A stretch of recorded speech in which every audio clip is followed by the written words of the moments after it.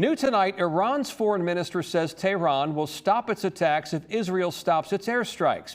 This as President Trump announced that the war may be winding down. Tonight, he announced on his Truth Social platform that there is a total ceasefire agreement between Israel and Iran to begin over the next several hours. This as after B-2 bombers dropped 14 bunker buster bombs in what was dubbed as Operation Midnight Hammer. Iran retaliated with missiles targeting a U.S. base in Qatar. But back home, there are still concerns about security, especially ahead of 4th of July celebrations. 10 on your side, Cheyenne Pagan talked to an expert about your safety.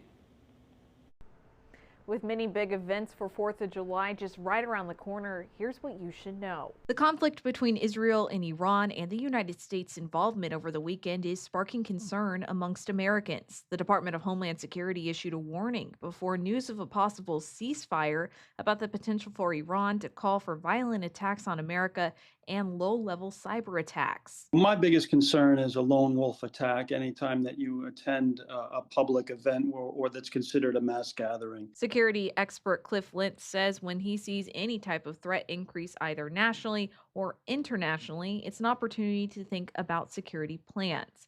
That could be knowing your emergency exits and where to meet up with family members in case something goes wrong. You don't have to be paranoid, but you can take very basic steps to ensure the safety of yourself and your family. He says it's important to have a plan in place if you go to a large gathering and to talk about it with your family ahead of time. Anybody that speaks about and articulates their plan of egress, their plan of escape, is going to be much better prepared than somebody that leaves it up to chance. Kenneth Stiles worked for the CIA for 30 years. He told 10 on your side it's all about situational awareness. Know what's going on around you. 4th of July in Virginia Beach, it's going to be hot and humid.